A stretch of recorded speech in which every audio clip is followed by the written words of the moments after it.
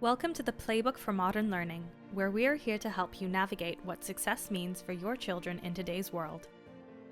This podcast is brought to you by VIPKid and Fortis Education, leaders in innovative learning solutions designed to support today's students in a rapidly changing world. Hello, I'm Dr. Neil Hopkin, and I'm the Director of Education at Fortis Education in Dubai. Hi, my name is Cindy Mi, and I'm the founder and CEO of VIPKid. I'm very excited to be here today.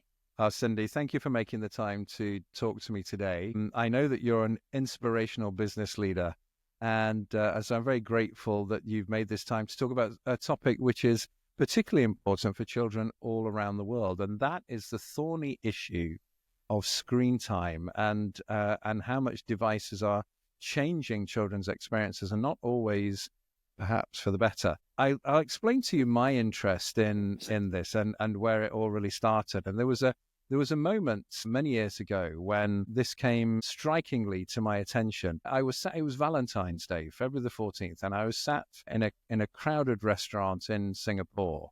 And there must have been 50 couples in this restaurant, all crammed together on little tables.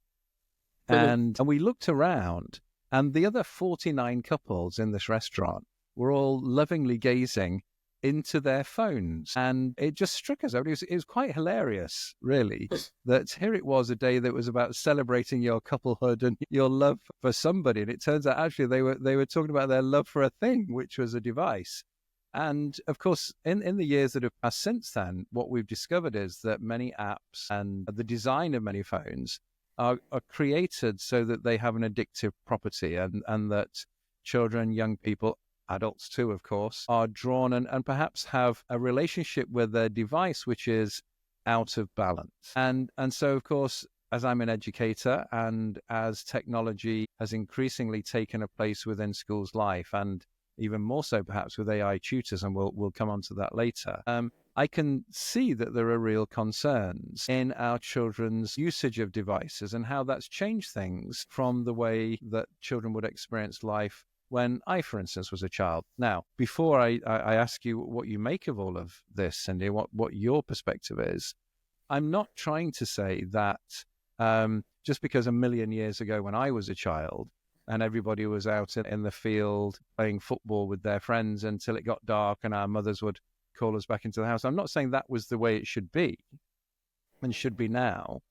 What I am saying is, though, that it seems that in recent times, in the last couple of decades, we've seen an increasing attachment by children to devices at the cost of their physical activity. And whilst it might not be causative, the relationship between the proliferation of devices and childhood obesity, it might actually be causative, and there's certainly a correlation there, and the natural sense of health and well-being that we have for our children and a well-rounded life. So I think the issue that parents have, that I experience in schools, parents often talking about their concerns about screen time, is something which I think is global. What's your take on this, and where do you stand on it, Cindy? Right, Dr. Hopkins, I think it's a very great introductory to the topic. And as a mother of two children, a boy and a girl who are 5 years old, this topic is also very dear to my heart. It's a constant struggle when kids want screen time, like the cartoons or the apps, and sometimes online learning, and also their physical education in like the sunlight or the outdoor activities and everything. But I think where I stand is, it is, not about the screen itself. I think it's how children are guided in using the screens, like how much time per day, what apps do they use, and how they use it.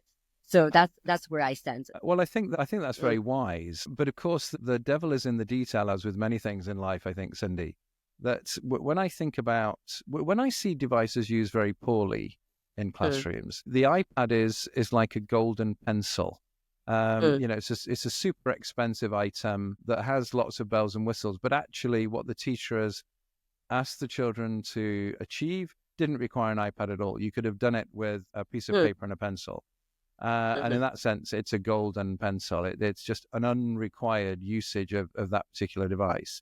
But that's in the worst cases that you might see technology being used. There are other examples when the technology is being used extremely well and it's achieving things that you can't achieve with a paper and pencil, you can't achieve with a painting or a piece of drama or a story or whatever it might be, that actually the device is really leveraging the power of the technology to produce something quite remarkable.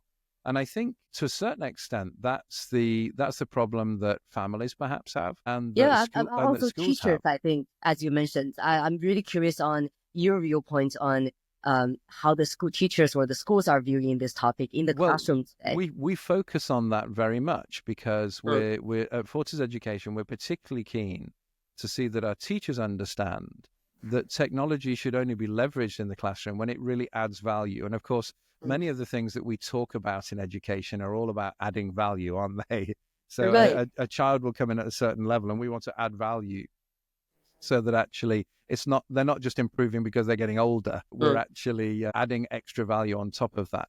And I think the same is true of the device, that we want to make sure that a teacher has looked at a particular task that they're giving children, and they're giving children a range of different ways of tackling that task, one of which might be to use technology. And if it is using technology, then really it should be focused on the way the child uses that, should be focused on how they're leveraging the sophistication of that particular software package.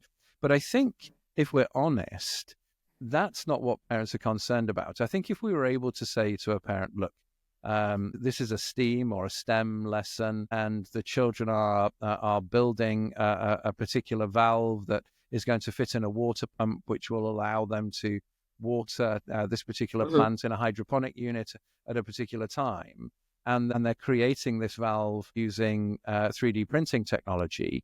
Parents would be very happy to see their child glued to the screen as they're designing that particular piece of kit that will fit in a project like that. I don't think many parents have a problem with that.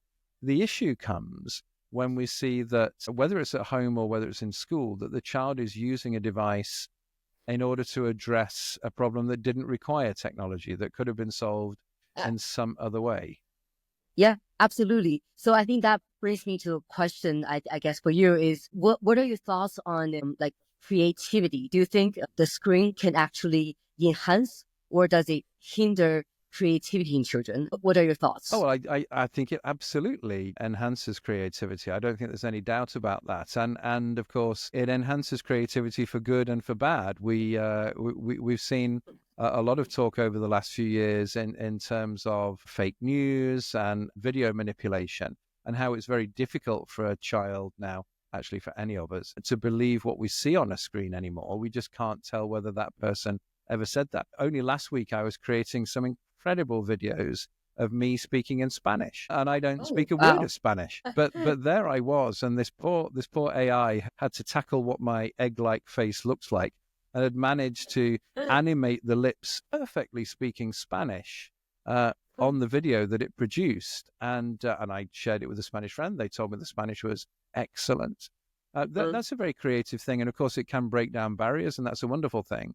But it only takes a tiny little tweak in the usage, and of course it can be, rather than being used for good, it can be used for bad. And so I think definitely there's a manner in which devices and the screens attached to them can definitely be very creative, but I think we need to be discerning about that. And in just the same way, we would want to be discerning about whether that's the kind of learning experience we want a child to have. Do we, for instance, want to say to our children, is it creative? Do we have creativity in mind when we say to our children, would you like to create a video and speak Spanish to some linked classroom in Madrid? And if the answer to that is yes, and the child has a choice, and they can either use the technology and being in 1 minute they're speaking fluent Spanish and talking to their classmates over in Madrid, or whether they spend time learning some Spanish phrases, and that actually penetrates their own cognition and enters their own vocabulary and lexicon of global languages that they have. Which one is learning and which one is being truly creative? And I think these sort of meta level questions about where we think learning should be positioned are going to become particularly prevalent at the moment. When I went to school and studied geography, I would come home And my dad would say to me, what lessons did you have today? And, well, I had geography, Dad. And, oh, great. What did you learn in geography? And I would describe what I'd been learning. And he would then say to me, almost guaranteed, he would say to me, what's the capital of France? And if I wasn't able, and of course, I did manage that one. I could manage to remember it was Paris. But as we got to countries that were slightly further afield from my home country, that I might not know the name of the capital, my dad would say to me, but I thought you were learning geography. You don't seem to be learning the names of the capitals anymore. And of course, he came from a time when knowledge was king. Knowledge is power. Right. There's a whole swathe of schools set up in America called the KIPP schools. Knowledge is power. I found myself wondering the other day whether they've decided to rename themselves, because knowledge is no longer power. We have access to a lot of knowledge. We have large language model AI, which is actually scraping knowledge for us. And absolutely, we can ask it all sorts of stuff. So knowing how to get to knowledge is definitely power. Knowing whether the knowledge you've been given needs a level of scrutiny, that's also power. But knowledge itself isn't. And so the next step in most jurisdictions around the world after a focus on knowledge and facts, of course, is skills. And so that's where many schools have worked, focusing on skills that children will have. And largely that emerged from universities and workplaces saying to schools, hey, look, all of your students are graduating and you're saying they're all getting great marks, but none of them can seem to do anything. They're not very useful when they come to the workplace, and we have to retrain them. And so, of course, universities and schools then spent a lot of time reworking their curricula and making sure that actually their young people were not only understanding some facts and having knowledge, but they also had skills and they understood what to do with that knowledge. But later still, people were still saying, employers were still saying, well, okay, so they know some knowledge, although we're not that bothered about that. They can, in those days, they can Google it. But now you've taught them some skills, so that's the thing.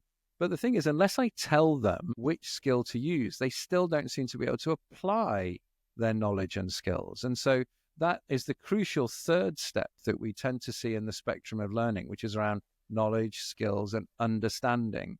So having that understanding of how to apply the particular skill you've learned, the skill which is based on particular knowledge, that's critically important. And I think when we judge that within the context of technology and the way that technology is moving very rapidly, then we can see that there's a shift going on right now at the moment, when actually our perception of the value of knowledge is being completely rewritten, and our perception of skills is being rewritten. I can remember a time, Cindy. That's profound. It is. I totally agree. I don't think, I've been involved in education for millennia. And the reality is, of course, in every generation of new teachers, everybody says this is a time unlike any other, is revolutionary. And actually, it's all just hot air. But this time, it's for real. It's for real. Technology has caught up with us. And of course, like when we had internet, when we can actually Google everything, you don't have to run to the library, remember which shelf the book is on, and then flip through, found the knowledge, right? Yes. It's like this turning points. This is very profound. It is. It's a real point, a moment in time that we will all remember. A little bit like when a man stepped on the moon. You won't remember that, Cindy. You're far too young, but I remember it. And then the reality of then suddenly saying, hey, here was the internet. I remember when I first dialed up, all going down the line. And then this moment, we all remember when ChatGPT hit the public consciousness. Absolutely. By the way, I got my son a large language model powers AI toy. So he was talking to the toy all the time, asking about black hole and all the knowledge you could imagine about the universe. Yes. This is unimaginable when I was a child, right? It's incredible. And what would be the point in your 5-year-old son knowing that stuff for himself when he has a point of reference to get to it? So this is a philosophical question that, of course, there are definitely two sides to that argument, and people would still say that's important. But the issue for us and the topic that we're talking about in terms of screen time is such that actually there's a huge amount of power at your son's fingertips that he's able to leverage, that he can leverage largely through a screen. And so there is a certain element of the haves and the have-nots. If we say we don't want children to access screens, then actually we're denying them this incredible journey of development of their knowledge, access to knowledge, as you said, a global It's like library at denying their them from the fingertips. internet. It is. Do you think there's an argument to be had that says we think that the distractive element of a screen, the fact that going back to my couples on Valentine's Day that aren't even looking at each other, there's a point at which we should say, look, we should get rid of these things. These are a terrible invention. Let's get rid of them and actually just interact with each other. Do you think that there's some validity to that? Of course, I think there are some validity to it. There is a study that published in Nature indicate that children who spend more than 2 hours a day on screen is significantly less likely to engage in imaginative play. And I think that's a very fair assessment. And also research from Harvard University found that children who consume more media, like passively watching videos, playing games, then, creative apps like drawing or coding, storytelling shows a 40% decline in creativity. But then if you look at those data, you look at how much time and what are the percentage they use the time on. Those are the key, the issue, right? So those are very valid concerns. And like back to your story, everyone in the restaurant in Singapore on their phones. Similarly, if you come to China or somewhere else in Asia, probably find when children are crying in restaurants, parents tend to give them a phone. It's like their digital nanny. But I don't think it's the right way to use it. Like when you talk about in the classrooms, is it necessary to use an iPad? Similarly, at homes, I think it's parents' responsibility to think, how long do they encourage their children to be on their screen? And also, what are the essence? What are the apps they're on? What they're doing with the device? I think that's a very important issue. I think it's possible to build a plan between the parents and the kids on what to do with the device. You raise a fantastic point, Cindy. I lived in China for a long while and fell in love with the Chinese people for their dedication and devotion and conscientious approach to life. But if I look to my own home country, which is the UK, I see a lot of digital nannies in place. But I also see other behavior in place, which I think is problematic. Back to the restaurants. It's not that I spend my whole life in restaurants. But as you can see from my figure, you have great stories about restaurants. There's a certain element of truth to that.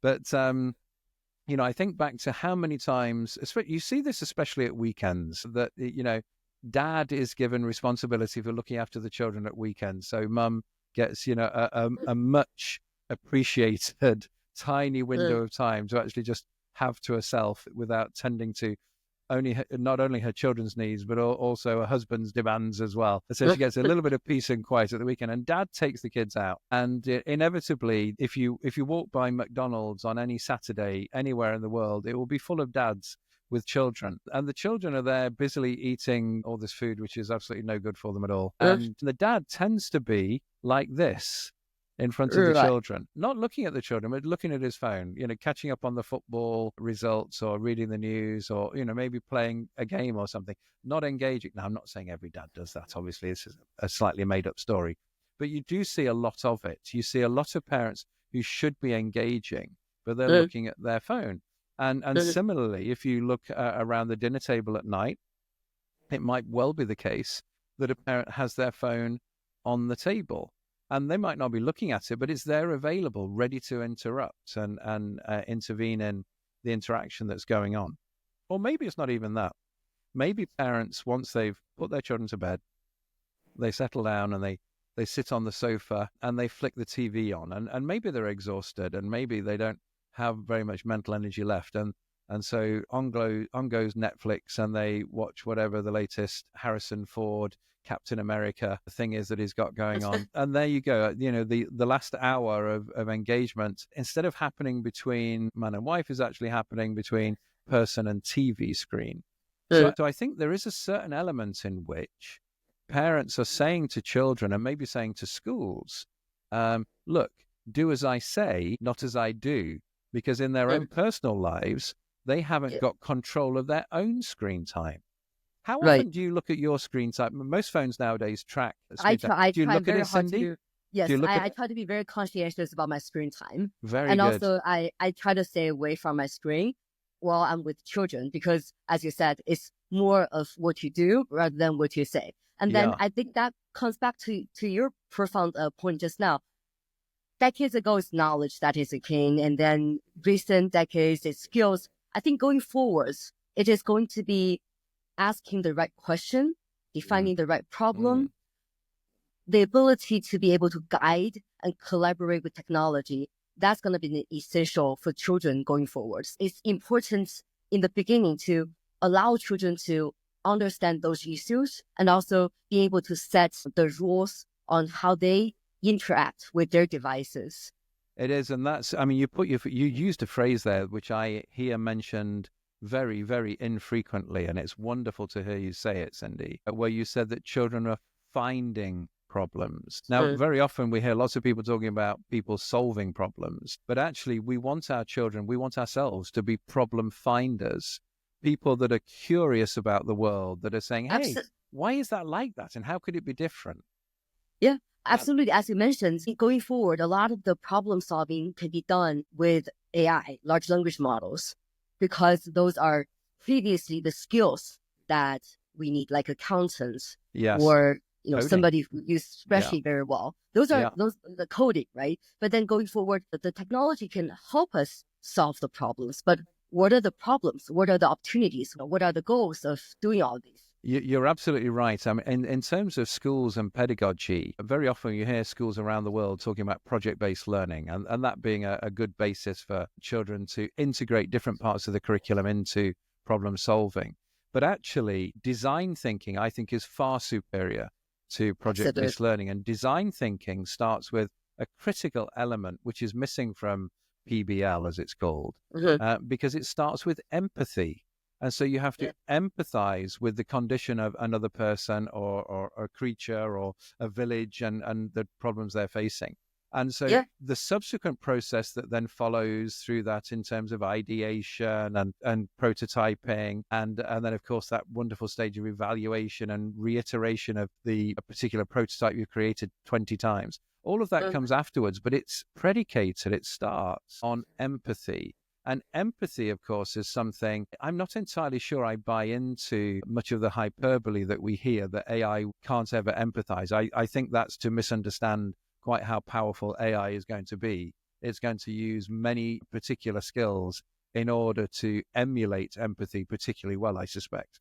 But the point of the matter is that we want our children, we want as adults to start from a position of caring, of noticing and of caring and of being motivated to do something about it. And AI will have made that a lot easier. Now, all of this, to a certain extent, is away from the screen. And so much of our empathy, it doesn't have to be global. You haven't got to be looking to find a drought-ridden village in Africa, unless you live in Africa. But the reality is that it might just be next door to you in China, in Beijing. It might just be next door to me here in Dubai. It might just be next door to me on the street that I live, that there's someone who's struggling with something, or there's something that would just be better if it was fixed. And I think encouraging that kind of curious mind doesn't tend to come through a screen. It tends to come through a natural, nurtured sense of empathy within the home, and then a lot of discussion in the home. Right. Yes, especially with the screen time. 83% of teens believe that technology helped them connect with others and share creative ideas. So this is actually part of the global collaboration that you can do with screen time. And also, 75% of teachers believe that educational apps and digital tools foster creativity in students, based on research from John Gann's Coney Center. I think this is absolutely true, Cindy. Thank you for giving some sharp data to that. I can add an anecdote. Obviously, it involves food again, so apologies for that, Cindy. But I think back to when I was in the classroom and we were connecting internationally with a bunch of children that were in another classroom in another country. And this was back in the day of email. And so your children would say, hello, my name is John. And then they'd wait a week for the other class to respond and say, bonjour, je m'appelle Jean. And and then, my children would say, I like pizza, do you? And the other children would come back a week later and they would have their response. And we were all amazed, of course, initially when this was first happening, that it wasn't pen pals, we could communicate fairly quickly. But actually it wasn't that, because everyone was waiting for their turn in the IT lab that was in the timetable. So it took time anyway.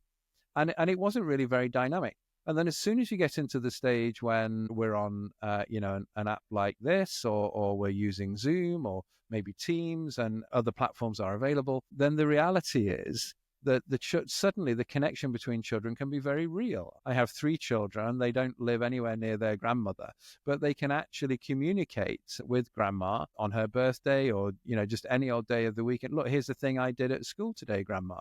And they can show that. And the connection, the relationship is enhanced because of technology.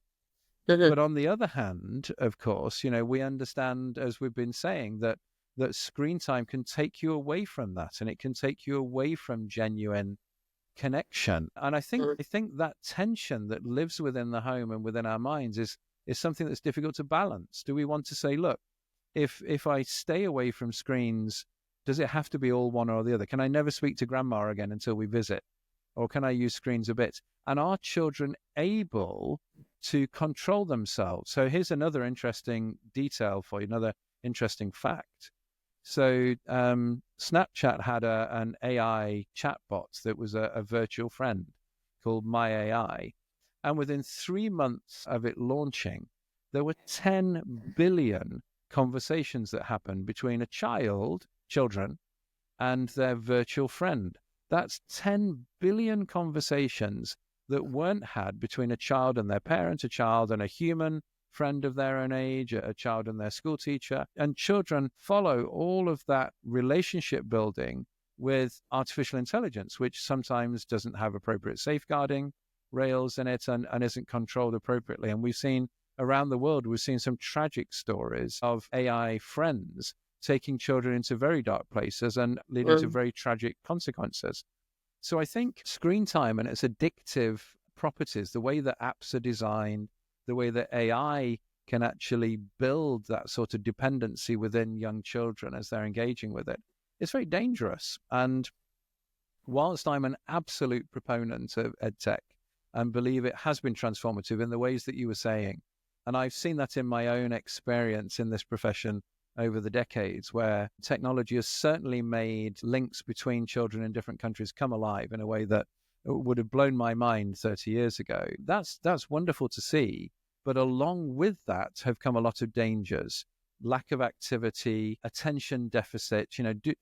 I see nowadays on TikTok, now that TikTok has had a reprieve and lives again in America for a little while longer, I've seen on TikTok that actually if you haven't caught the viewer's attention within 3 seconds, then they scroll on. 3 seconds. Is that how much our attention span has shrunk to?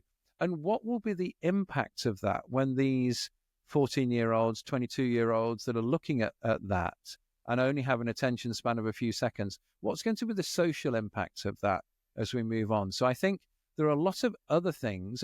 Obesity would be another one that's a real problem for us. And of course, depression, anxiety, poor self-image. All of these things have all come largely mediated through the screen. And to add to that, very often within a school context, bullying. When I went to school a million years ago, if you were being bullied at school, when you came home at night, the bullying stopped. There was no way for children to connect to each other. And so someone couldn't still bully you in that way. And so at least you had a reprieve. Nowadays, there isn't. It's 24/7. And worse than that, nowadays, the bully, instead of bullying that child on their own, can now get 30 other people to join in the same WhatsApp or WeChat chat and bully that child. And so all of this has come as a result of devices which have screens to which children are addicted and perhaps adults are addicted too.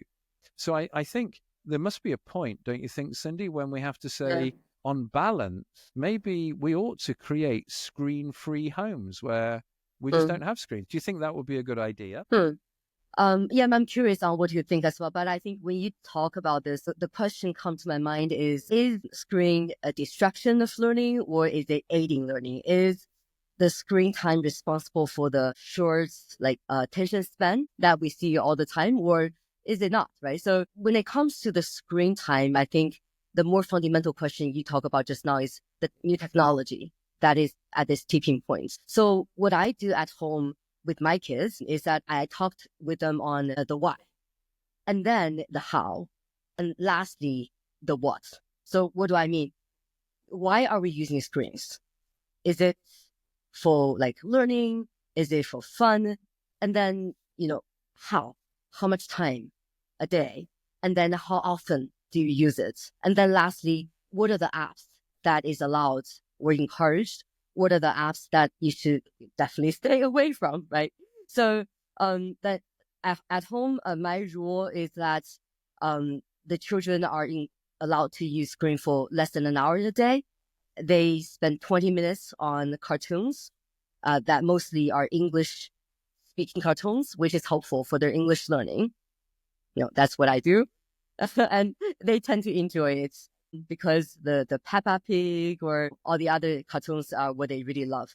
And then they use the screen for less than 40 minutes on learning. Sometimes they do one-on-one American tutor classes. Sometimes they do digital readers. That is very engaging and effective, right? So those are all the screen they get, and that's it. So I think that reflects a really ordered mind, Cindy, and that's what's critically important here, isn't it?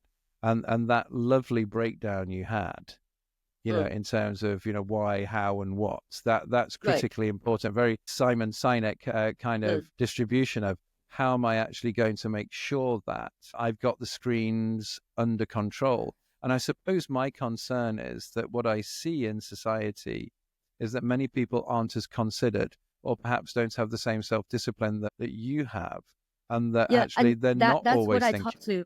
That's what I also encourage the parents at VIPKid do. Over the years, we've helped almost 2 million children learn English. And the question always comes to us is are twofold, right? One is it bad for children's eyesight? Children have very limited reserve eyesight. And when they're young, they should be in the sun, outdoor, seeing afar. They should not be spending time on the screens all the time. And secondly, is it a distraction? What if my children insist on using the iPad the whole day? And so what we suggest to the parents are this 3-step rule, and it's oftentimes very helpful because you can't just command them to do like this and that and not the other things. You have to discuss with them on the why. The eyesight is a concern, and also you're young. You should be using these apps rather than those apps, right? Because of the content or the tendency on if you use these apps, what this can bring to your life. And then you come to the how. And lastly, you come to agreements on the what. And I think those are scientifically backed by some of the researchers. A study by Common Sense Media found that children aged 8 to 18 spend an average of 7 hours and 22 minutes on screen daily, leading to significant attention span reductions. So this is a research. It's too much time, 7 hours and 22 minutes. But if you you can easily spend a lot of time on Facebook or Twitter or TikTok, right? Because it's 3-second rule, as you mentioned, it just keep on feeding you whatever that is you want to consume. And also,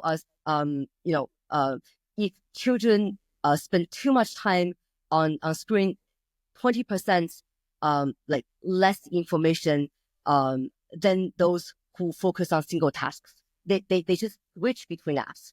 Yes. They don't really know what they want, and then they have 100 apps. They could be doing this and that, and then it's too much switch. But if they spend like a dedicated time on certain app that is helpful for their attention span, that could be a positive data. There are a lot of research about this as well.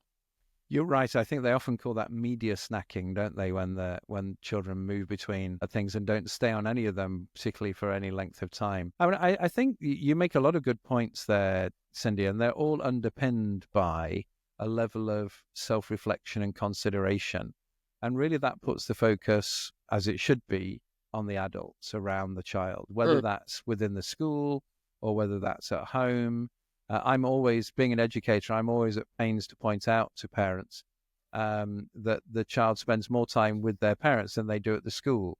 once you add up all the weekends and the holidays. So, if their child isn't quite the person they want them to be, well, that's on you parents rather than on the school. But in reality, it's very important, I think, to understand that the child spends a significant amount of time in both those places and those spaces, and that therefore we need some joined up thinking, that schools could do a lot to help to support parents to understand the kind of principles that you've articulated so clearly and intelligently today, that if you actually take the time to put these structures in place and to keep to them and to role model those structures as an adult, then your child will be in a much better place to be nurturing and growing to a mature form of young adult who is able to actually navigate the world more safely, because they understand how to be in control of the device rather than the device being in control of them. But of course, as with all things, you've made the point, really, that a tool is only as good or as dangerous as the person that's handling it.